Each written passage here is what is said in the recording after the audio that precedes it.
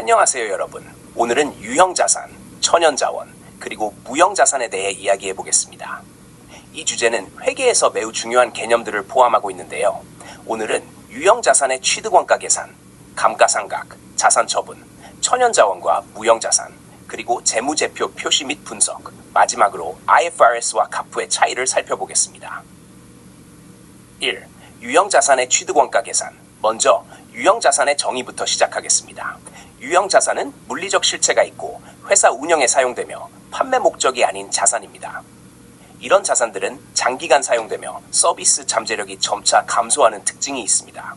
흔히 부동산, 설비, 장비로 불립니다. 유형자산의 취득원가는 자산을 취득하고 사용 가능 상태로 만들기 위해 필요한 모든 비용을 포함하는데요. 이제 주요 자산별로 원가 구성 요소를 살펴보겠습니다. 1.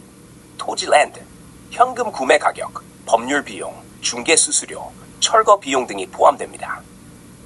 예를 들어 2,000AUD 토지를 구입하고 철거 비용 6,000AUD, 변호사 비용 10,000AUD, 중개 수수료 80,000HKD가 추가로 발생했다면 총 원가는 2,150HKD가 됩니다.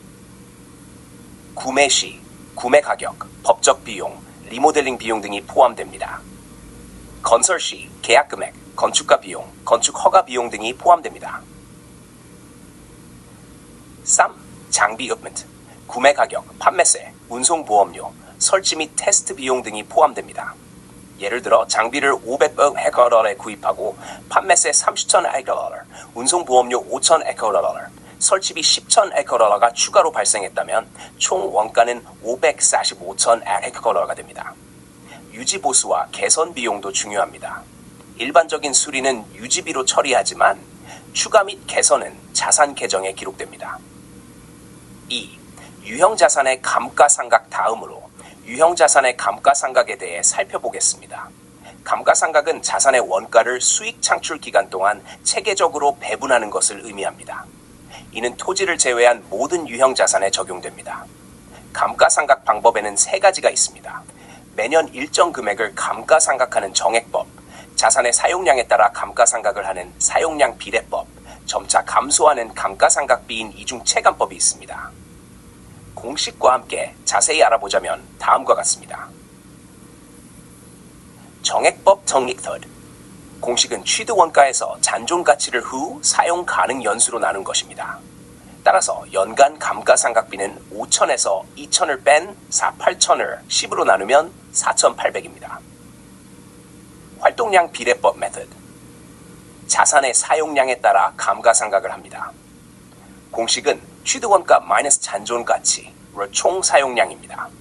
이때 예상 총 활동량을 100,000kb라고 하고 첫 해 활동량을 5,000kb라고 한다면 계산은 다음과 같습니다. 단위당 감가상각비가 5,000 빼기 2,000을 100,000으로 나누어서 0.48kbft 됩니다. 따라서 첫 해 감가상각비는 0.48에 15,000을 곱한 7,200유로가 됩니다. 이중체감법 이익 방식으로 구하면 초기 감가상각이 크고 점차 감소합니다.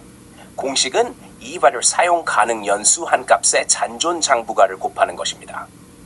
첫 해의 감가상각률을 계산해보면 2 나누기 10을 하여 20%임을 구할 수 있습니다. 결과적으로 첫 해의 감가상각비는 50,000에 0.2를 곱하여 10,000을 구할 수 있습니다. 둘째 해 계산 방법도 똑같습니다. 잔존 장부가를 구하면 50,000에 10,000을 빼서 4,000임을 알 수 있습니다. 둘째 해 감가상각비는 4,000에 0.2를 곱하여 8,000이 됩니다. 결과를 요약하면 정액법, 첫 해와 둘째 해 모두 4,800씩 감가상각, 활동량 비례법, 첫 해에 7,200을 상각, 둘째 해부터는 해당 연도의 활동량에 따라 다름, 이중체감법, 첫 해에 10,000을 감가상각, 둘째 해에 8,000을 감가상각. 3. 유형자산의 처분. 유형자산의 처분은 폐기, 판매, 교환의 세 가지 방법으로 이루어질 수 있습니다.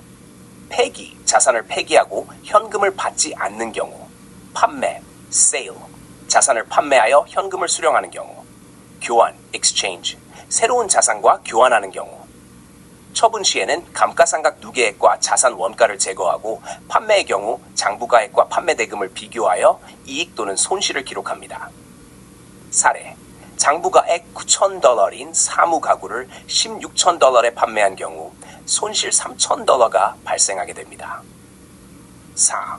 천연자원 및 무형자산. 천연자원 net resource. 물리적으로 추출 가능한 자원, 예를 들어 석유나 석탄 등을 의미합니다. 감모상각통의 비용을 배분하며 예를 들어 5천만 HK러로 광산을 구입하고 연간 200억 톤을 추출한다면 톤당 비용은 5HK러가 됩니다. 무형자산 intangible assets. 물리적 실체는 없지만 권리나 경쟁 우위를 제공합니다. 주요 무형자산 1. 특허트 20년 동안 독점권 부여. 2. 저작권 창작자 생존기간 70년 보호. 3. 상표 재등록 가능 무한 수명. 4. 영업권 회사 전체를 매입할 때만 기록 상각하지 않음. 사례: 내셔널 랩스가 7일 $2,200의 특허를 구입하고 8년 동안 상각한 경우 연간 상각비는 $90,000가 됩니다. 5. 재무제표 표시와 분석. 유형 자산과 천연자원은 재무상태표에 부동산, 설비 및 장비로 표시되며 무형 자산은 별도로 구분하여 표시합니다. 또한 자산 회전율 레이시오는 기업의 자산을 얼마나 효율적으로 사용하는지를 보여줍니다. 공식: 순매출월 평균 총자산. 사례: LG가 순매출 5,140억, 평균 자산 35,528억 8호를 기록한 경우 자산 회전율은 1.65가 됩니다. 6. IFRS와 CAP의 비교. 유사점: 자산 취득 원가를 포함한 모든 비용을 자본화합니다. 감가상각 방법과 처분 처리 방식은 동일합니다. 차이점: IFRS 자산 재평가 허용, 개발비를 자산화. CAP 자산 재평가 불허, 연구개발비를 비용 처리. 오늘은 유형자산, 천연자원, 무형자산의 주요 개념과 처리를 살펴보았습니다. 이 내용을 통해 관련 개념을 더 명확히 이해하시길 바랍니다. 경청해 주셔서 감사합니다.